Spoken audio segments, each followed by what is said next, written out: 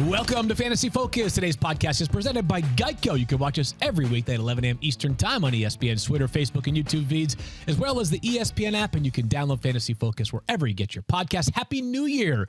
It's just the first time we have talked to you in 2022. Field, Matthew, Stephania, and Daniel all here. It's week 18. Let's get weird, Matthew. What a weekend it was of football. So, all right. I can't... What? I have many reactions here. So first off, Happy New Year to everyone. I hope everyone had a safe, happy, healthy holiday. When you say let's get weird. Weirder in your case, but yeah. I mean, like, look at this podcast. You've got Secret Squirrel over there. Why is it always Daniel? Why is it always He's always the punching bag for you. All I'm just saying is that if you were going to pick, Thirsty Kyle, I need a poll here. I mean, like, because you think about Stephania. Stephania likes her wine, you know, she's adventurous. Daniel, obviously, with the beard and the tats and the nose ring and the whole thing, right? Mm-hmm. And like, you know, I'm weird, but you're like I believe that's the first time in your life you've ever uttered the phrase "Let's get weird." No, you didn't go to college. You obviously don't know. Do you listen to your co-host at all?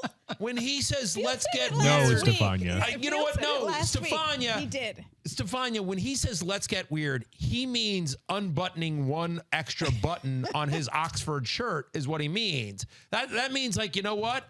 I might have a shoelace out of place. I might. When I say when he says, piece of hair out of place. Let's get weird, I'm not going to shave today. Like, that's that Field saying. Could you like, tell? Thank you. When Field says let's get weird, it means, you know what I'm doing? I'm going 56 and a 55. Oh yeah, that's Field getting weird. Like, I mean, when you say let's get weird, like, Daniel, help me out here. Yes. I think the last person on this podcast that should be saying "Let's get weird" is Field Yates, who I would believe has never gotten weird in his life. He's a hater. He's a hater. I'm not a hater. No, you're a hater. I mean, I live in Weirdville. I am the mayor of Weird City. Yeah. You know, yeah. I'm the poster boy for New Weirdville. What? Yeah. It's true. Yeah. Daniel, I have puppets as friends. I need Stephania and Daniel to help me out here, because here's the deal. Yeah. You put so much energy, Matthew does, into interpreting like the opening sentence of what I say on this podcast when I literally put 0 ounces of effort into thinking of what I'm going to say. It is just the first thing that comes to mind when the show begins and the red lights are on and we're trying to say hello. We're trying to get to the live reads. Sure. We're trying to talk about fantasy football. You pay more attention to that opening line than you do the rest of the lines combined in the podcast. I disagree. Can I tell you something? I'll be honest with you. I'll be perfectly honest with you. I disagree on that.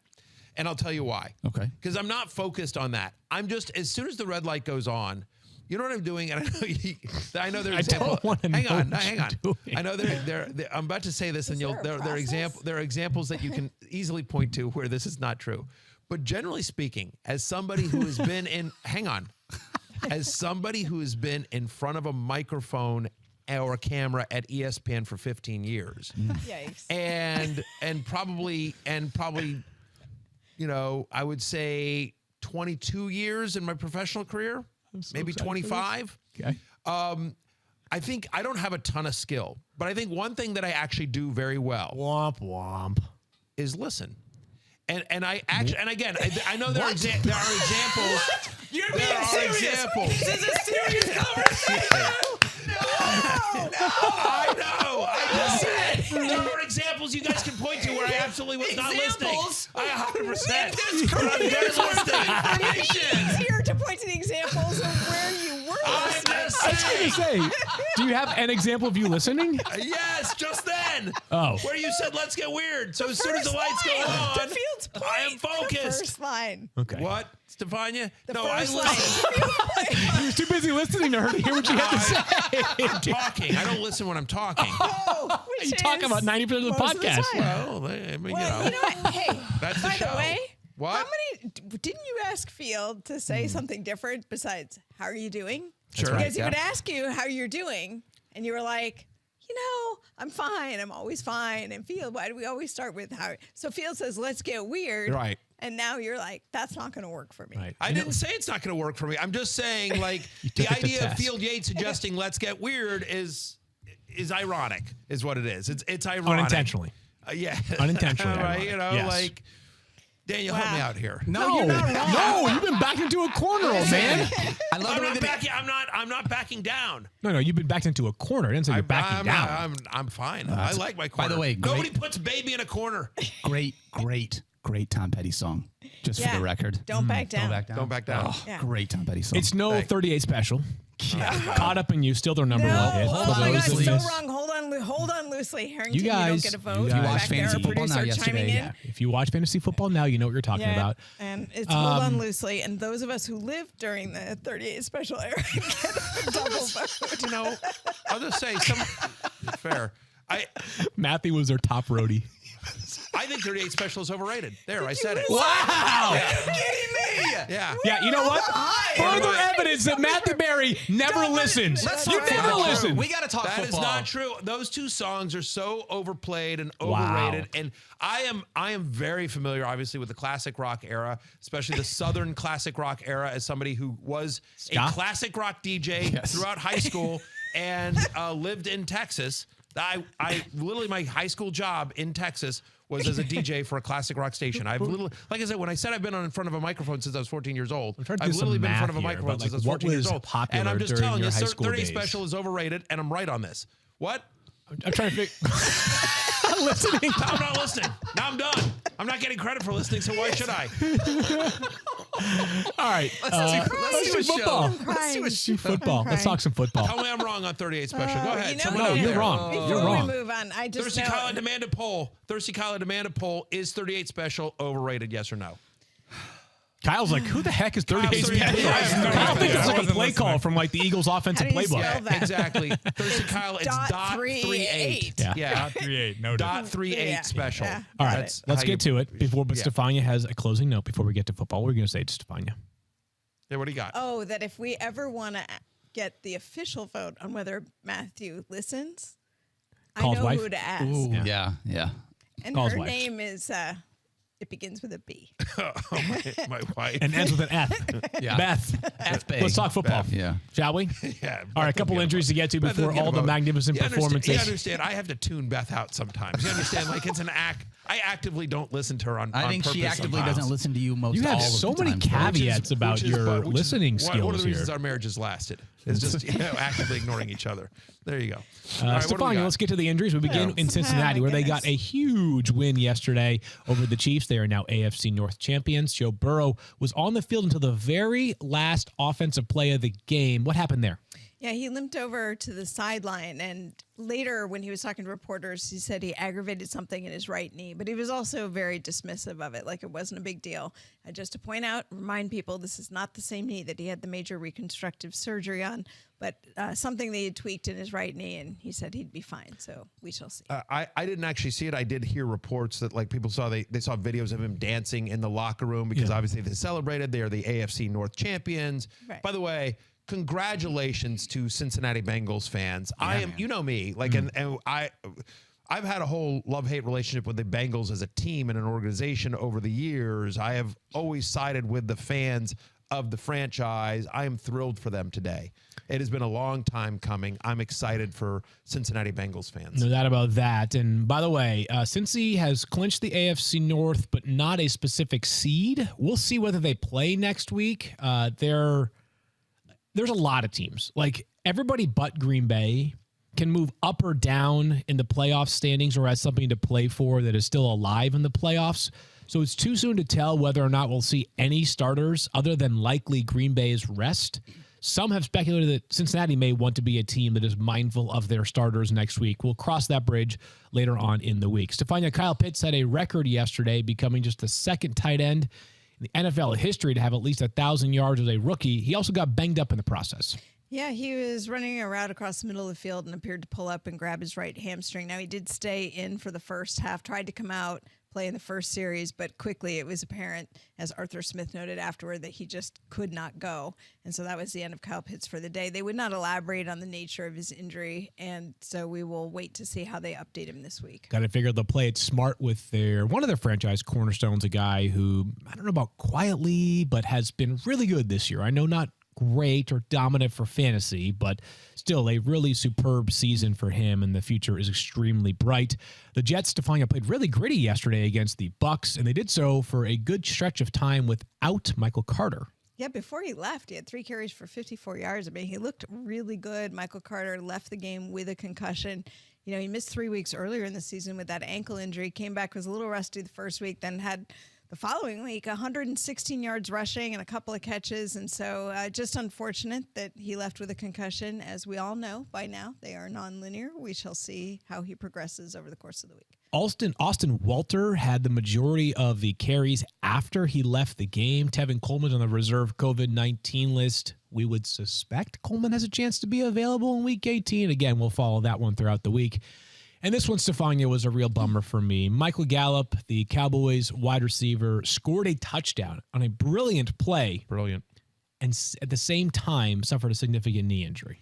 If you want to see incredible, go back and look at this in slow motion, because what happens is he gets to the end zone, he pivots on his left leg to go up and make the catch, and his foot is planted. And so that plant and rotation, it's a mechanism for an ACL injury. If you know these things, you kind of see it. You see the player go down in a heap, and you think that could be exactly what happened. Jerry Jones saying afterward that they did suspect an ACL injury. Obviously, he's having follow-up tests today. But if you want to see incredible grit, go watch Michael Gallup go up in the air, knowing he's heard the injury. He told one of his teammates later he felt his knee pop, sort of a hallmark sign for an ACL tear.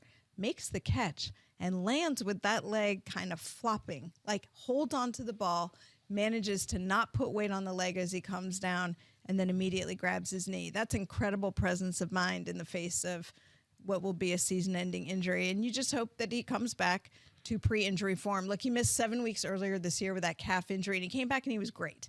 And so just really unfortunate for him as we know he heads into free agency that this is how the season ends for him. A lot of people asking, will he be ready for week 1? That doesn't really matter. What matters is that he comes back to pre-injury form. We've seen this before. Guys who might miss a week or 2 or 3 or 4, it doesn't matter as long as they come back and they're ready when they come back. So I hope he's granted that time. Here's to a speedy recovery for Michael Gallup, and I think he'll still get a large bag in free agency, which he certainly deserves. The Cowboys turned to Cedric Wilson a little bit more yesterday after the Michael Gallup injury. I suppose there's a chance the Cowboys could play their normal guys. Can I ask you one question real quickly?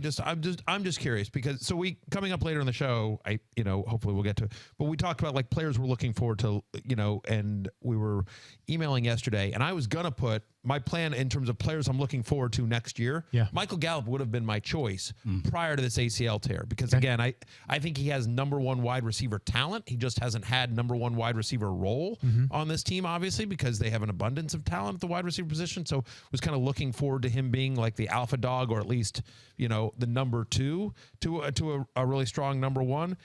What do you think? So you still think he will, do you think he's going to get a large guaranteed contract? Or do you think the market for him might be a 1-year prove-it deal? I think that would only happen if that was what he preferred. I think he'll end up getting a big contract this offseason. He kind of checks all the boxes you're looking for in free agency. He's 25 years old, or after his 4th season, ascending player. Sometimes when a player reaches free agency, there's a bit of hesitation, because if he's so good, why is his team letting him get to the end of that contract? For Dallas, it's because they just have so many other wide receivers already under contract, specifically their top 2 in Amari Cooper and also CeeDee Lamb.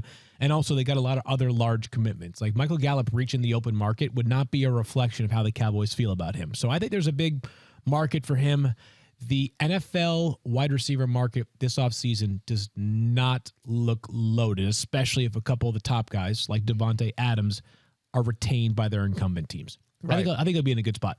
All right, good. Well, there's enough people who've come back from this injury and proven, like if you look at how Cortland Sutton was pretty great, coming out of the gate as a wide receiver coming off an ACL, MCL injury. I think that there's enough precedent there that people have more confidence in how players will come back from this injury. Yeah, Cortland Sutton is a great example there, Stephania. And you know what? Is this Dak's fault for the bad throw? Wow. He had to make a... You stop. Stop it. You stop. Stop it. Anyway, I feel terrible because Michael Gallup, one of my favorite players, love the player. as a Washington fan, I'm excited to get him, hopefully get him out of the division. He'll go to Philly. Probably.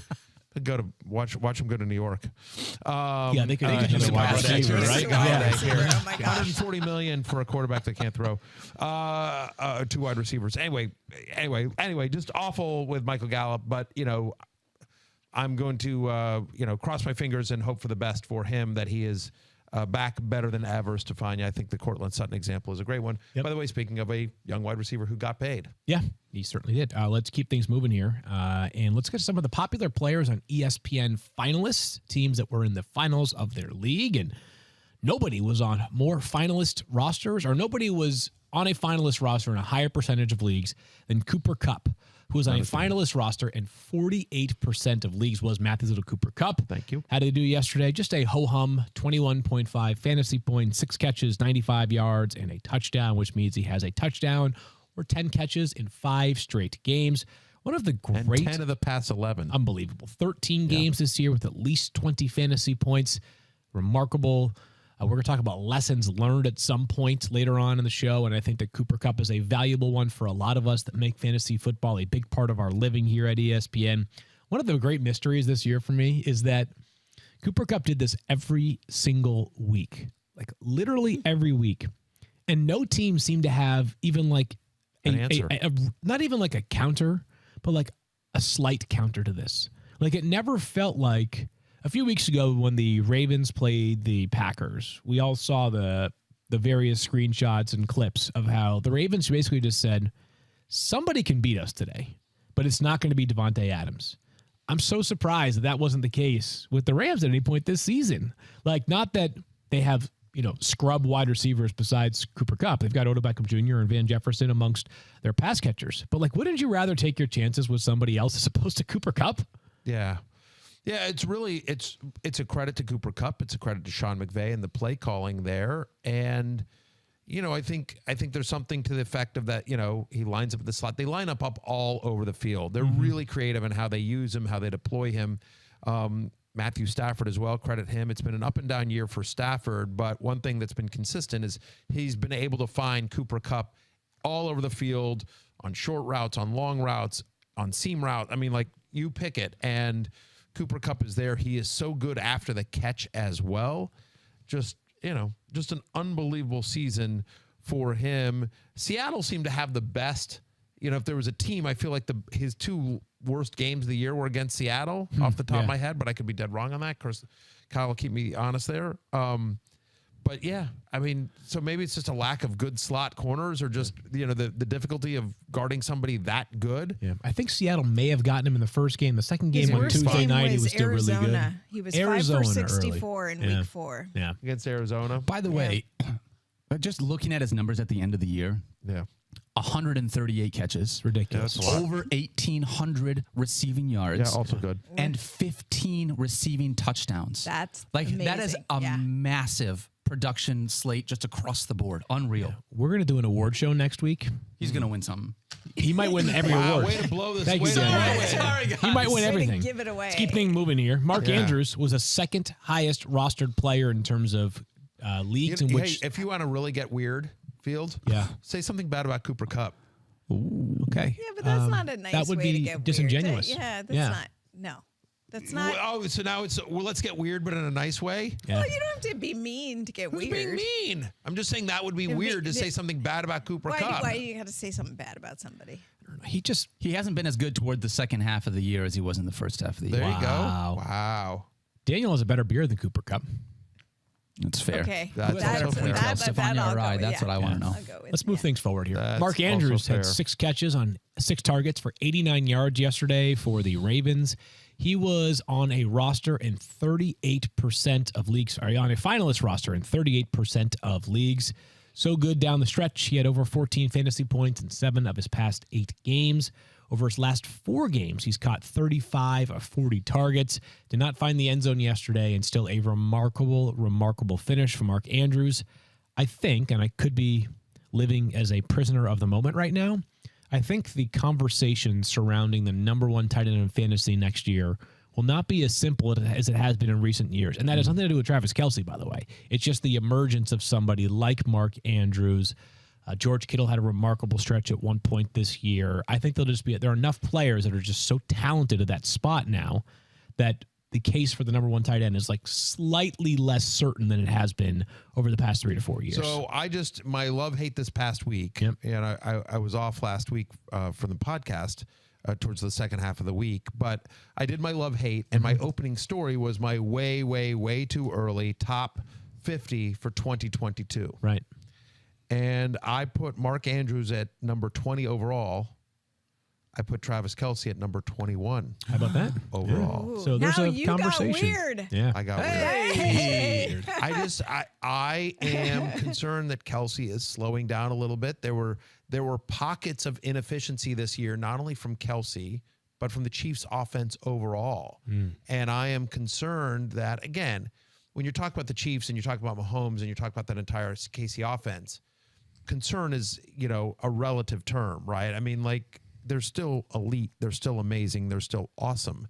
But the fact that they appeared human at various points in the season gives me pause as to putting him at the number one tight end position. Again, I'm at number 2. I'm right after Mark Andrews, not only in the tight end position, but in the overall ranks. And I have until August. I mean, this is going to change many, many times. But as I sit here today, if I had to do a draft for next year right now, I think I might take the younger Andrews, who is clearly the focal point of his team's passing offense, as opposed to Kelce, who splits with Tyreek Hill, and they get so weird. Did you know, like, Thirsty Kyle looked this up for me, but Travis Kelce actually, you know how Mike Clay always does his what is it? His OFP and like it's just OTD like, and everything. OTD, Yep. exactly. Thank you. His OTD is what I was looking for. Just like who got more touchdowns than they should have and less touchdowns than they should have. Did you know that Travis Kelce actually got more touchdowns this year than he should have? Wow. I want to say he had under 5 end zone targets this entire year. So he actually sort of got a little flukily lucky, believe it or not, on his scoring this year in terms of Travis Kelce. I believe he'll be 33 next year. Again, Travis Kelce is awesome, awesome, awesome. I'm not sitting here, but I'm just, I think there's a strong case to be made for Kelce not being the number one tight end in fantasy next year. As somebody who has Kelce in a lot of dynasty leagues, I hope he watches this and it motivates him and he wants to make me look dumb. I would love that to be the case. Doesn't take much. Doesn't take much to make me look dumb. I often do it myself, to be candid. All right, let's keep things moving. Interesting conversation this offseason. But Deebo Samuel, 5th in terms of the percentage of leagues in which he was on a finalist roster. Yesterday, he had 82 total yards, 3 catches, and a touchdown. I did not see this game, Stephania. How did it go for the 49ers? The 49ers had some highs and some lows. I would say that the best thing was that we saw the emergence of Trey Lance, and he made progression through the game. Yeah. Deebo Samuel is still Deebo Samuel, and certainly I think he's as effective on the ground as he is through the air, although he did catch more passes yesterday, so it was a little bit different day for him. And Elijah Mitchell is going to be, one of your top RB1s coming into next year. Yeah, well, let's talk about that one there for a second, because that's an interesting thought. Is Elijah Mitchell, who came back from a knee injury, came back and played and dominated touches yesterday, Stephania. Surprising. He had every single running back carry yesterday. Every single one. He did. And it really wasn't expected to be that way. Although the one thing, if you recall, I did say was that they would keep assessing him through the game. It was one of those where if the knee was fine, they would let him continue to run. But if he was having problems, then obviously they would scale it back. So I think if you do play in week 18 and you have Elijah Mitchell, they are going to lean on him because the 49ers are in a must-win situation for next week. So they will be running Elijah Mitchell a lot. Unbelievable. By the way, no Jeff Wilson in this game. Yeah, we're talking about that. If you were listening, If you were listening, I was. But you know what else I was also doing? I was getting this note from Kevin Pulsifer, who listens to the show. And by the way, Pulsifer, who actually listens, to the show. Well, listen, sometimes I farm out my listening. Sometimes I have people that help me with my listening. You have the most. You are unbelievable. Thank you. I appreciate that. Yeah. Kind of is. Yeah. It's Please tell really us nice Kevin Pulsifer no, because I'm gonna. Is this about Travis Kelce? 4 end zone targets this year. Travis Kelce had 4 the entire season, so up through 17 weeks. Wow. Travis Kelce has 4 end zone targets, tied for 25th among tight ends. He's definitely going to have That like feels 19 weird. next week. Yeah. Just to get I him mean, into, he like, might, the top but I'm five. just, Yeah. my I know, point I is know. they That get, is when they, strange. speaking of getting weird, in all seriousness, when they get in the end zone, like whether it's shovel passes to Blake Bell or, tight end tackle eligible plays, and then suddenly Noah Gray is running a reverse swing. I'm like, they have so many different ways to score, and Andy Reid is obviously among the most creative play callers in the NFL, him and his entire staff. And so, yeah, I just, anyway, whatever. Mark Andrews is my number one tight end next year. I have Kelce at 2 as we sit here in January of 2022. Interesting conversation again this offseason surrounding where the 49ers go with their backfield, whether Elijah Mitchell is the guy unto himself going into next year, whether Trey Sermon finds a spot, whether maybe Jeff Wilson Jr. has a role. A lot to unpack this offseason. Hunter Renfrow, undisputed number one pass catcher for the Las Vegas Raiders right now. He had a great game yesterday. He had 7 catches, 76 yards, a touchdown. And the day was this close to being that much bigger, as at the end of the game, he caught a pass. It was one of those plays where it was initially ruled that he was not ruled down by contact and touched by a defender, and he scampered into the end zone. This could have easily been 7 catches for like 105 yards and 2 touchdowns. The defender just got a fingernail on Hunter Renfrow. The Raiders still won the game. All's well that ends well for them. Coming into next year, though, good grief. Like, I got to figure he's somewhere around the top 12, top 15 for wide receivers going into next season. Oh, my God. What will be interesting to see is, so there's a couple things here. First off, Hunter Renfrow is a great story. Yeah. Just a great story. It's a great player. He is a great football player. I know he doesn't look the part, but he is absolutely a fantastic football player. Yeah. Like, give the man his respect. What I will tell you, though, Field, is what's interesting is obviously when Darren Waller is back and 100% healthy, what does this look like? What do the Raiders do with their coaching staff? A lot of questions. Right. So a lot of questions in terms of like Greg Olson, who is their offense coordinator, I think has done a great job calling plays since John Gruden left the team. Is he retained? He's the one that's been calling the play. Rich Bisaccia, the special teams coach, but the offense has gone through Greg Olson. So I think that's interesting what this offense looks like with Darren Waller. What do they do at outside receiver? Remember, this is a team that added Sean Jackson in the middle of the season. Henry Ruggs, of course, left the team. And so just how much of this production is just based on Hunter Renfrow is really, really good, and how much of this is based on, like, it's him or Zay Jones, who, by the way, also had a nice game. I mean, Zay Jones had a really nice game last. But you know what I mean? But like, it's like Zay Jones. I think it's Brian more about Edwards Hunter Renfrow, to be honest with you. I really do believe, like, I'm at the point now where, like, you just got to trust your eyes, and the dude's unbelievable. We agree on that. Also, his quarterback is looking for him all the time now. Yeah. His quarterback trusts him. So if those two things stay the same, and this is the guy who you have the trust and the confidence in, are you not? It's a volume issue too with Hunter Renfrow. That's part of the appeal for fantasy purposes and PPR. It's just you're going to have volume. Right, but that's my counter argument, and it's not even an argument. It's just a question that just I'm just like, again, Darren Waller tends to be the target magnet on that team, and so when he's back healthy, does he get the same kind of volume? Are the Raiders shopping for a big wide receiver? If they sign Michael Gallup, I'm making something up, right? Then, like, just what does that offense look like, especially, by the way, if there's a new coach and a new play caller, if there's a new quarterback? Derek Carr is rumored to, I think he's likely backfield, but I don't think it's 100% certain that Derek Carr is. Categorizing it. Yeah, I think, but again, back to the through the context of whether or not I believe Hunter Renfrow has, like, comparable value next year. I think the answer is yes. Like, I'm in on the player. He's a good player. You and I agree on the player. You and I agree. He is a very talented player. Yeah. I have a question for you. Sure. This is something to study in the offseason too. So we just talked about Cooper Kupp. He's a slot receiver, right? He's had a monster year. Hunter Renfrow, slot receiver, monster year. If it wasn't for Cooper Kupp or Jonathan Taylor, you could argue the MVP of the fantasy playoffs is Amon-Ra St. Brown. Yes, you could. Dan, you want to make this argument? Yeah. I know, but please, you go ahead, man. We're going to get to league winners in just a few moments here. It's interesting that it feels like there's this new breed of slot receivers that are more than just, the best you sort of could hope for a slot receiver was kind of Julian Edelman. Yeah. Right? Just a guy that would get a ton of volume.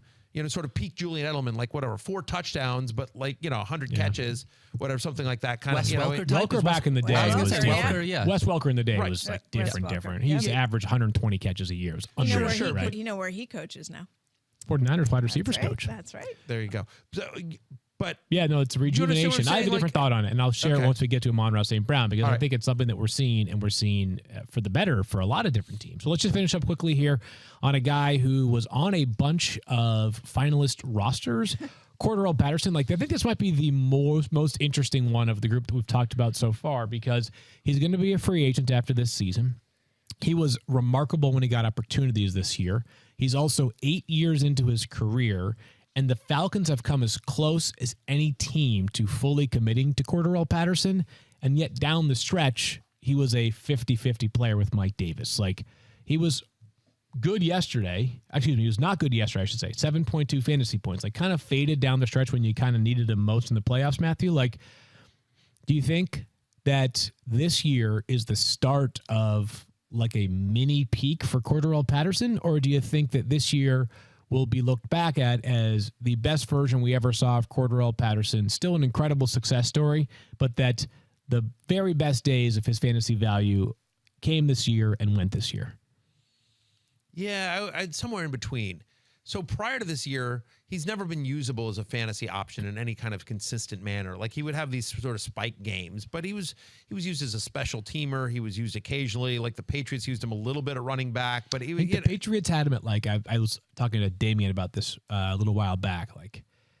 Before the Patriots signed him, he had something in 6 years, he had 50 total carries. He had 48 for the Patriots, and then they faded for a couple of years when he went elsewhere, the Bears, and then this year he's up. He's obviously well north of 50. Sure. So this has been, I would guess that his total carries this year probably comes very close to his total career carries prior to this season. Yeah, I would agree with that. And so my point is you're is this the peak we're ever going to see it? Is Cordarrelle Patterson a top 10 fantasy running back next year? Probably not. No. Right? Yeah. Right? It's not. Yeah. So to answer your question, I would say yes. Is this the peak that we've seen for Cordarrelle Patterson from a fantasy point of view?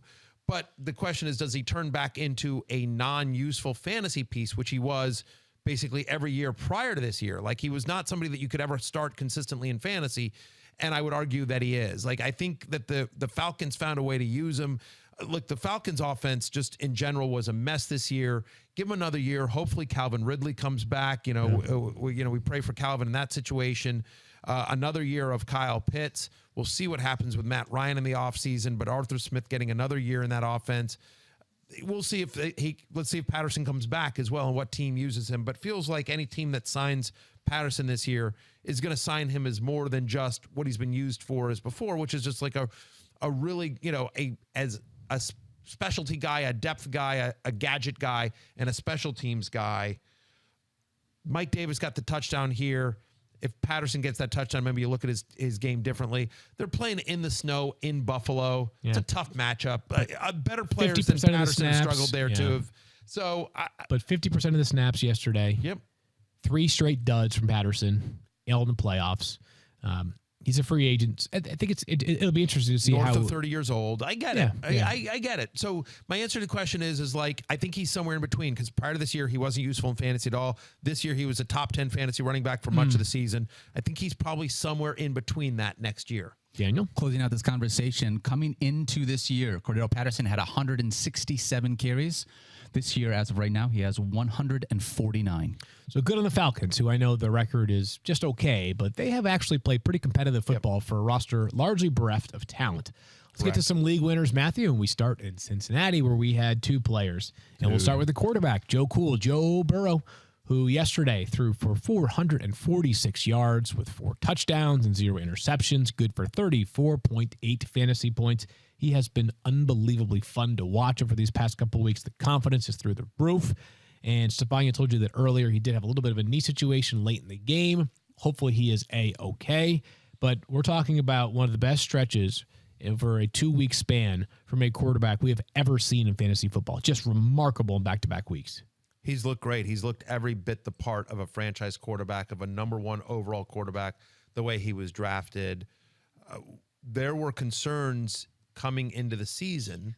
By the way, I want to credit the Cincinnati Bengals and credit their front office, because I will raise my hand and say I was among the chorus that said, I get it with Jamar Chase, but you guys should draft Penei Sewell. You guys got to protect Joe Burrow, get a wide receiver in the 2nd round, get somebody in free agency. I was on that. There were a lot of critics that said that, and I was one of them. So I want to own that and say, like, you weren't alone. You guys were right. A lot of us felt that way. No, a lot of people felt that way. Yeah. And by the way, jury is still out. I might still be on that train. Yeah, we're 16 weeks in, right? Like, Right. T. Higgins is still plenty good. Tyler Boyd is still plenty good. Joe Mixon is still plenty good. Not like Jamar Chase hasn't been awesome, but he's been amazing. But like, I think, absolutes Jamar Chase might wind up being generational. Like, you know what I mean? Maybe. And so at any rate, but whatever. Yeah. Their defense was better than I thought it was going to be coming into the season. That's what's impressive, is that it's a good defense. Yeah, Cincinnati has a legit defense, and yet they've still passed at this very high rate. It's a really exciting offense. I was texting with a friend of mine last night who's a lifelong Bengals fan, and I just said, I was congratulating him, a long time coming. I said, you got to be really excited, not only about this year, AFC North champs, but you sit there and you go, Burrow, Boyd, Higgins, Chase, Mixon, like, they got a lot of nice young pieces that are going to be there for a number of years. And by the way, I just want to reiterate that Joe Burrow, he missed a month last year because of getting injured. Sure. Had his knee shredded, basically. Came back. Everybody was concerned, myself included, after seeing him at training camp. He's definitely a little apprehensive, still coming back after a major knee injury. Everybody wondered what that would look like when games actually started, when he had to play in traffic, when people were coming for him, when there was a pass rush. Could he scramble well enough to make plays? I think we've seen everything, every single thing that has been asked of him, he's been able to do. And I don't know if I can convey just how remarkable it is to be able to do that pretty much out of the gate. He did get better as the season went on, settled down a little bit in the pocket, but being willing to stand in, take hits when he did, and move the way he has coming off that injury. And oh, by the way, he had that pinky dislocation. His pinky's still not right. He's still throwing the ball amazingly well. That won't be 100% until after the season's over. So I think, imagine what a completely healthy offseason and a totally healthy Joe Burrow does for you next year. He started a little bit slow. They were a little bit conservative. They went more run heavy early in the season, trying to protect that knee a little bit. But I agree with you, Stephania. Really exciting to think about the Bengals are next year with a full healthy offseason. Jamar Chase in camp again for another year. Like, it's exciting to think about that, and we'll see what they do in the offseason as well in Cincinnati. But the future is bright for my friends that root for the Bengals. And that is in part because of Jamar Chase, who had a record-setting performance yesterday. He had more receiving yards yesterday than any rookie in NFL history has ever had in a single game. He had 3 touchdowns. He had 11 catches, 266 total yards. 55.6 fantasy points, Matthew. This is the closest thing that we have seen, or we will see, to Alvin Kamara this year, obviously. Just unbelievable performance. Like, if you have Jamar Chase, congratulations on winning your finals. Congratulations. You just won your finals with Jamar Chase, a record-setting performance. And as we just said, we'll see where things net out historically. We look back at this draft 12 years from right now. Should they have taken Penei Sewell? Should they have taken Jamar Chase? Who knows? But the early returns for Jamar Chase are absolutely, completely absurd. He looks like the kind of guy that's going to be a monster in fantasy football for the next decade. Looks like an absolute nightmare for opposing defenses. Easy. I mean, like, he's coming, and you still can't stop him. The run after the catch. Whatever. He had 266 yards, but it's just like it's whatever. Just, whatever. It's like stupid. Ridiculous. It's video game so, numbers, right? It's so amazing. There's stupid numbers, but what was incredible to me was that 72-yard touchdown, his first touchdown of the game, where he basically outruns everyone in Kansas City. He catches the ball in traffic. Yeah. And then what should have been like a 25-yard, like I haven't gone back to watch, but it's probably should have been like a 25 or 30-yard reception, wound up being a 72-yard touchdown just because he gets the ball in traffic and then literally outruns everyone. It's not that he was ahead of him and outran him. He ran past them. He ran past. There were defenders that were behind him that he just was able to run past. Like he just insanity. Give some context here. I posted this on social media here. Just to give some context, you mentioned Alvin Kamara, the 6-touchdown game last year, which was amazing. So, because people were asking me, hey, where does this rank all time? Okay. And weirdly, it doesn't rank that high. It's the second best game by a rookie ever. Okay. It's it's the best one by a rookie wide receiver. It's the second best by any rookie. It is the 14th best game, and this is all via fantasy points, right? It is the 14th best game in NFL history post AFL NFL merger. So we're all doing this post the merger because there were some wacky games in the AFL. But post NFL AFL merger, it's the 14th best game fantasy-wise in NFL history. It's the 7th best by a wide receiver. And it's the best game for a player ever in his team's 16th game, which is important. So, you know, he was nothing short of spectacular. People ask me, what's the best fantasy game ever of all time? That is still Jerry Rice in 1990. 13 for 222 and 5 touchdowns, I believe, off the top of my head. 65.1 fantasy points for Jerry Rice in 1990. When you could, I mean, like it was a passing league back then too. It was definitely. I was going to say it was harder to pass the ball back then than it is now. Like you could actually defend. You could get near. You could like grab and you could do a lot of things. You could do a lot of different things in the league. Stick 'em. Jerry Rice still the GOAT. But by the way, to be mentioned in the same breath as Jerry Rice, you know, and be on a list with Jerry Rice, right? Again, there's only 6 wide receivers better that have had a better game than Jamar Chase did on Sunday. Jerry Rice, of course, being the top of that list. I mean, it was just like it felt like Kansas City just had no solution for him, and he won people their leagues. He won people a lot of money. He won me. We have a prize in the War Room League for most points over the course of the playoffs, like the leading playoff scorer. I have won that. Thank you, Jamar Chase. Yeah. No, Jamar Chase led me to that. I wouldn't have won that. I know. So, we our team did not win that consolation bracket. So that was tough. But you know, what are you gonna do? Anyways, if you play Darryl Williams, I'll tell you exactly what you're gonna do. You're going Borrow to say, some money from you? congratulations, Matthew. Congratulations. There you go. How hard was that? Yes. Congratulations. Congratulations, I hope you Matthew. enjoy your consolation Probably win. really Yeah. hard. But there was a consolation prize? Yes. Yes. All right, let's go get It's weird the- after for the the show. people How does that that- sound? Look, I don't get a whole diatribe. It is what it is. Like whatever. The problem is that I had the most points over the course of playoffs. I think I would have won. Had the problem is that week 15 Here's the problem. was the stars of my team. Yep. Joe Mixon, Yep. Jamar Chase, Sure. Ramondre Stevenson. That game Now against you're the Jets with blaming no Jamar Damien Chase. Harris, Okay, got and I Kirk don't wanna Cousins was get a top into 10 the fantasy diatribe. quarterback. Yeah, scrub. Those Don't 4 wanna get guys into it. in that week 15, everyone knows what I'm talking about. Yeah, I don't know In what week you're talking about. 15, Yeah, I don't those know. 4 guys scored less than Russell Gage combined. Wow. And so what are you going to do? I would have started better players, but you can Had I do whatever you played do. had I played the Hasselbecks, I'd have won the title. But instead, I played Teddy Bruschi, who had Russell Gage go off and had a bunch of his guys go off. And well, that's fantasy football. That's the game we play. What are you going to do? Got it. But Thankfully- yes, I did score the most points during the fantasy playoffs, and Jamar Chase was a big part of that. Thank you, Jamar Chase. Thankfully, and I'm winning money you did because of not it. go into a diatribe. Appreciate that. that was good. Yeah. I'm Yeah. You glad know what? I held was back. told we were getting weird. It's good. It's good. It's good. You know what? I heard that, Stephania. Yeah. How about that? It's really good. Really good stuff right there. Yeah, Really it good. was awesome. Should we keep moving forward? Yes. Yeah, what do I care at this point? Sure. Not sure Knock you ever yourself cared. out. Darrell Williams Fair. was great again yesterday for the Yeah. Chiefs. Darrell Williams, who continues to produce in a major boy. way. He had 3 catches, 107 total yards, and Darrell Williams had 2 touchdowns, 25.7 fantasy points. Seems evident that when he gets a chance to be the RB1 for Kansas City, the value is much greater than when Clyde Edwards-Helaire has the job unto himself. Darrell Williams, a rock-solid option. And Stephania, do we have any sense about whether CEH will play next week for Kansas City on Saturday against Denver?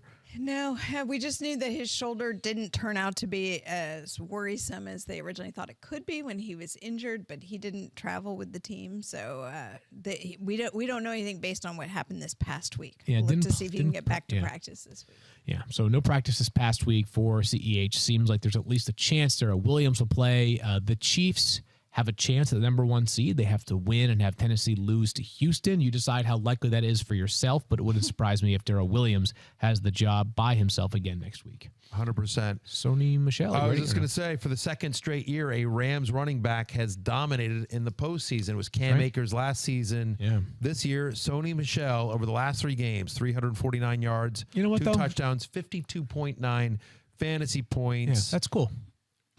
You know what's cooler, Matthew? What's cooler? A mea culpa by you. Because we had to sit here and in this disgusting display of humility apologize to you because Cam Akers was going to play in week 17. It was disgusting. I went to bed sick that night. Good. And yet, Cam Akers did not play yesterday. Yeah, he did not. He did not play at all. Yeah. So you have the floor to offer an apology to myself, mostly Stephania Bell, and Daniel Dopp as well. Thank you. I appreciate you giving me the floor. Here's what I would like to say. I apologize for nothing. I was dead right. Get right on me. My Look God. at me. I was dead right No, on you this. weren't. Here's the thing. I'll tell you exactly why I was dead right. Because I said, looks like it might be Cam Akers backing him up. And you guys poo-pooed it. You know what was going on? There was a lot of poo-pooing. You guys said that will never happen. There's no chance of that. What are you thinking about? You rolled your eyes. That's wrong. Maybe he shows up in the postseason, you said. And I said, no. I'm telling you. And Week I talked to Lindsey 17. Theory. Hold on. I say I'm talking to Lindsey Theory, and there's a chance. And at the time, then reporting came out later that night, like, hey, looks like Cam Akers. We think Cam Akers will be active. And you guys both apologized to me the next day. Rightfully so, because my reporting was accurate. What I said was accurate. Now, as the week went on, things changed. Was I accurate at the time? Yes, he was going to do it. But as the week went on, things changed. They reevaluated. It was never that he was not going to. He was going to play, and then all of a sudden at the last minute, he didn't. So I apologize for nothing. I was dead right. You guys were wrong. Hail to me. Screw you guys. I'm out of here. Yes. That's awesome. Really? That's the Cartman. I know. Can I? No. Can I get out of here? I would love to. No, I'm to done. you. Anyway, Sony Michel was good yesterday for the Rams. 99 yards, 3 catches, and a touchdown for Sony. 18.9 fantasy points. We talked about this last week. Like, the Rams backfield actually covered the bases for everybody who came into the season with a prediction on it, right? It's going to be Sony Michel and Darrell Henderson. It was. It's going to be just Darrell Henderson. It was. It's going to be just Sony Michel. It was. It's just a reminder that it's a weekly game, not a season-long game. How about this story for Rashad Penny, who over the past 4 weeks leads the NFL in rushing yards. So stoked. 95 more than anybody else. And yesterday he was just remarkable as well. 32.5 fantasy points and 185 total yards. He had 2 catches. He had 2 rushing touchdowns.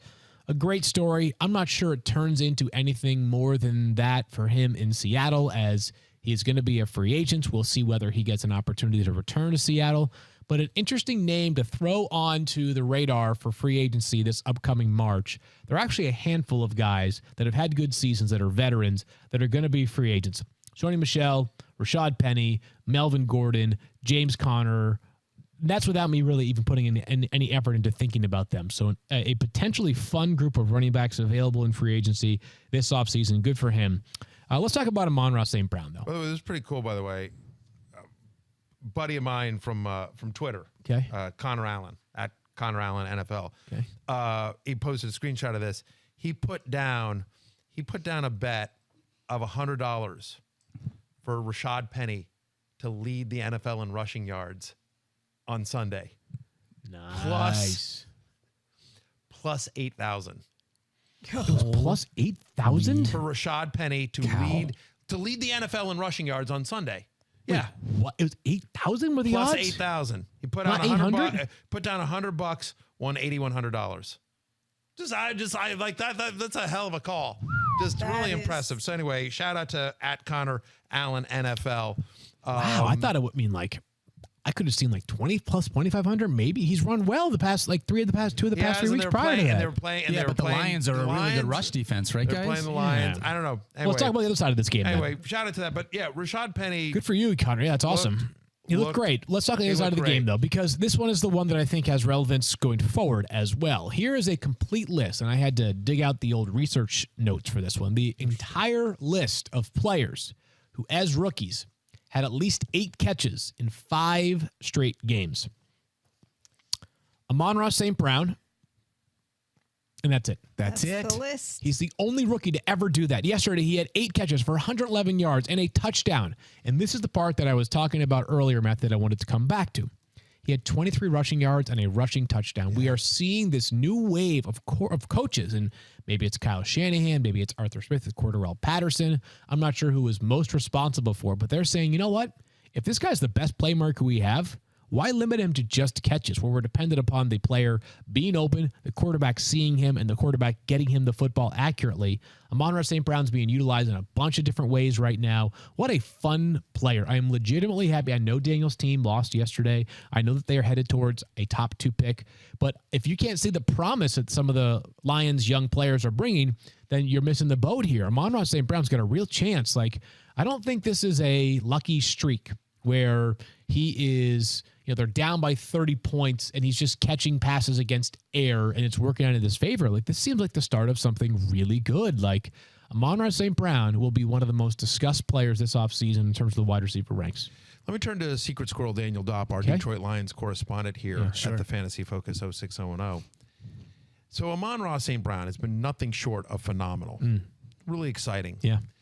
But how much of his production do you think is because no TJ Hawkinson for all of it, no DeAndre Swift for much of it, like sort of devoid of playmakers? Jamal Williams was out for a while. Like, how much of it is just basically like they don't really have anyone else? He's sort of the only game in town versus, hey, this is a really talented rookie that has come into his own over the second half of the year, and the Lions coaches have figured out how to use him, and he's been quarterback proof. Like, whether it was Jared Goff or Tim Boyle under center, Amon-Ra St. Brown has been nothing short of amazing. I'll tell you what. This is what I'll say. This is you. Yeah, this is what I'll say. I don't think it's mutually exclusive that what you're talking about is he has had increased opportunities because of those things that have happened, right? So that's obviously led to his numbers towards the second half of the season when they needed somebody to step up to look nicer than they had at the beginning of the season.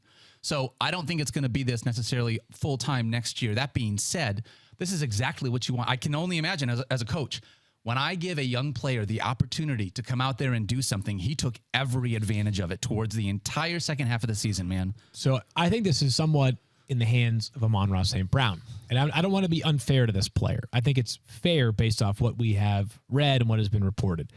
But this has some shades of Brandon Ayuk last year, where other players were out. Deebo was banged up. George Kittle was out. Brandon Ayuk became the guy, in some ways the only guy there, and he took it and he ran with it, and he had a remarkable stretch. And we all thought this is a breakout candidate in season 2. Kyle Shanahan made it pretty clear this offseason that there were certain things that he needed to do, Brandon Ayuk, to hold up his end of the bargain, that he wasn't doing enough, right? I mean, it seemed pretty obvious that he was being held back in some ways by himself. So I think in part, this is upon Amon-Ra St. Brown himself. Like, the opportunity is going to be there. Yeah. TJ Hawkinson will be back, and that's great. They may draft a wide receiver high, and that's great as well. Maybe they sign a wide receiver in free agency as well. But Gallup. I mean, right. They've got Josh. I mean, whatever. Josh Reynolds, and like they tried with Tyrell Williams at the beginning of the year. Like, they don't have a lot there. But as of right now, like, I think there's a chance. Like, I get the hesitation that he's doing this because there are so few pieces around him. I also think, like, if you just watch him, like, he's a freaking talented dude. Super talented. Super talented. Like, 8 catches in 5 straight games. It's pretty good. It's literally never been done by a rookie before. Brandon Ayuk is a great comp there. And not that you're saying that they're similar players. Obviously, they're different players. But just right. Because, I mean, like, that situation. He's had a touchdown in 4 of the last 5 games, yeah. right? I mean, like, he's been. And so, like, in double-digit targets in 5 straight games. And so does he get that kind of volume? Does he get. He's had 125 points over the last 5 weeks. He's the second best wide receiver in fantasy, right? I mean, like, second best wide receiver in fantasy over the last 5 weeks. It's absurd. Let's get to a couple more here, and just I'm super happy for Amon-Ra St. Brown. He seems like the kind of guy that's just got humble shoulders and just continues to catch everything. I love watching him play. Happy for Daniel. This team, I know, 2-12-1, 2-13-1, Daniel, but still, there are some pieces that you have to be excited about. There's some progress you can be excited about as well. A couple of players that were either disappointments or got banged up. Let's go to 2 running backs, Stephania, that I think are injury notes to watch in week 18. First one is Ronald Jones for the Bucs, who left this game. And obviously this story got overshadowed by his teammate Antonio Brown, but he left this game early. Yeah, he left in the third quarter with an ankle injury. It was originally listed as questionable to return, but we didn't see him, and there really has been no follow-up on it yet. So, obviously the Bucs, most of the attention was paid on Antonio Brown after the game yesterday. Keyshawn Vaughn played a decent amount yesterday, as did Le'Veon Bell. Ronald Jones did not return after Stephania mentioned, so we'll keep an eye on that one. Keyshawn Vaughn will make the waiver wire column for Week 18. I do not know exactly what the Bucs will approach this game like, but somebody has to tote the rock.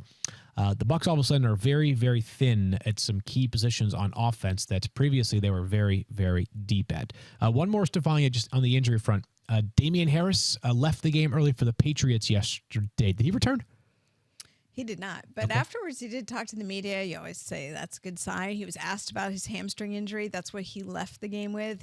All he would say was, I'm good. If you think back, he was originally injured December 6th. I think it was a Monday night game. And he's been on the injury report because of this hamstring ever since. Missed a week. There's been a sort of a question. You remember it was a toss-up between him and Ramondre Stevenson because they've both been a little bit banged up. So the hamstring has kept him as questionable on the injury report. But then yesterday, it's hard to know whether it was something serious or whether it was just, with the game being as it was, they were being cautious with him, but certainly something to watch. It strikes me as not serious, just given what you mentioned, the context of being out there afterwards and not like walking with a limp at the podium when he was doing his. I don't think he would. And from just what kind I've of read, dismissing right? it, you know. Seems like he will be good. The Patriots have clinched a playoff spot. They play Miami next week. We'll see whether they approach this game like they want to win and keep their. They have a chance to win the AFC East. It would require the Bills listen to the Jets. Again, you decide how likely that is. But if no Damian Harris, Ramondre Stevenson would step into a more prominent role as he did yesterday. 19 carries, 107 yards, 2 touchdowns. The Patriots have. I don't know where their top 2 running backs ranks in terms of the NFL, right? But I would think that Ramondre Stevenson and Damian Harris forms one of the best 1-2 punches amongst running backs in the NFL. I don't know. I mean, whatever. Top 7, 8, I don't know specifically. But it's better for their team than it is for our fantasy teams, right? 1,000%. Because it's while Damian Harris did find the end zone against yesterday, like twice. Damian Harris, yes, again, he was good yesterday, but like it feels like generally speaking, it's going to be one or the other, not both in the same week. Whereas Cleveland, amongst others, you could actually have both supporting a fantasy relevant role. Maybe it'd be really interesting to see sort of what they do. They want to be run heavy, I mean, they at least this right year, now, right now they're run heavy, and there have been years when the Patriots have supported 2 fantasy relevant running backs. Certainly, they're both going to eat into the fantasy value of each other.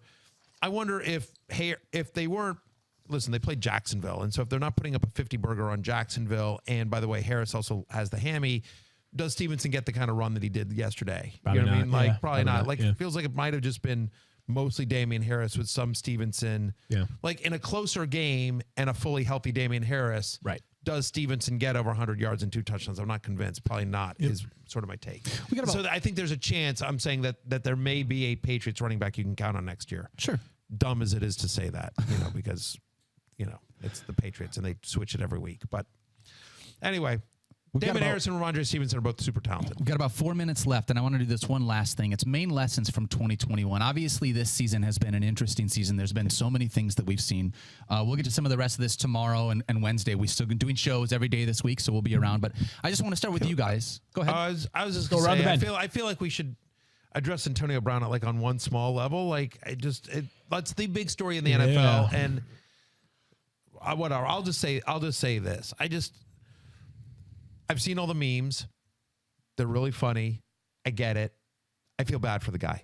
There's clearly something wrong. You know what I mean? There's a cry for help yesterday. Yes. Yeah. It's clearly, I mean, so anyway, I'm not going to pile on the guy. I'm just going to, there's clearly something wrong there from my point of view. Yeah. And I think there's a chance that Antonio Brown's played his last down in the NFL. As far as football is concerned, the Bucs really needed Antonio Brown. Kind of feels like football should be the last thing on Antonio Brown's mind. But with all the things that have happened, he obviously is dealing with something some stuff that's much bigger than the game. Way bigger than football. We hope that he is back to a healthier state soon. We'll worry about football at a different time. Yep. We only have about 2 minutes here, so I'll just quickly go around the bend. I mean, quickly here. Just a reminder, my big lesson from this year is that we get so focused in on absolutes during the preseason, and we need to focus more on the chunks of the season. And Matthew, I'll lead this right into you because, put differently, fantasy is not a season-long game. It's a weekly game. Yeah, being able to be nimble and adjust every single week. Again, people are winning whatever. Jamar Chase was amazing, but people have made the finals or won their league thanks to the Justin Jackson last week or Braxton Berrios picking him up, who we mentioned on Fantasy Football Now yesterday. Jarrett Patterson, we mentioned yesterday, the long shot that worked out. Like Tyler Huntley, we just mentioned Amon-Ra St. Brown, Rashad Penny, guys like this again. Yeah. And then you think back to the middle of the season, right, where there were players here and there where you got like a couple of weeks out of Darrell Williams, for example, and then he was again yesterday. Like it's a weekly game, and so much is spent. And I make this point every single year, but it's just a good reminder that that when you draft, you're drafting a foundation, and how important it is to be active on the waiver wire and pay attention to trends, because it is absolutely a weekly game where you're not going to be very rare can you start the same 10 players every single week. Stephania? Yeah, at the start of the year, I think we talked about the fact that COVID was a factor last year, and I said it's not gone, and it will continue to impact the game. And I think we saw at the end of this season, kind of the time when it was most critical for everybody, right? Fantasy playoffs, and leading up to getting into the fantasy playoffs, that COVID played a significant role in terms of availability. The protocol rules changed, so you had to stay current with that. And I think just knowing that there's so much uncertainty around the future in the broader world with COVID, it's not going away. And things like this are going to continue to be a factor in the game of fantasy football. So the more tuned in you are to everything around it, the better you're going to be. And my last one, I'll be real quick about this. No matter how bad the Detroit Lions were in 2013, and Field, you already talked about this a little bit earlier in the show, 2-13-1, they have been awful this year. They've had some really tough losses, but at the end of the day, not one time did Dan Campbell lead this Lions team into halftime down 42-7 to a division rival. Wow. And I will hold on to that for the rest of the year. It's the small things in life. It's the small things, Field. All right, we got to go. We are back Tuesday with a Monday Night Football recap, some waiver wire talk, and perhaps more fighting words between Daniel and Matthew. For Matthew and Stephania and Daniel, I am Field. Good luck if you have anything left on the line tonight in Monday Night Football between the Browns and the Steelers. I miss it. What did Daniel say?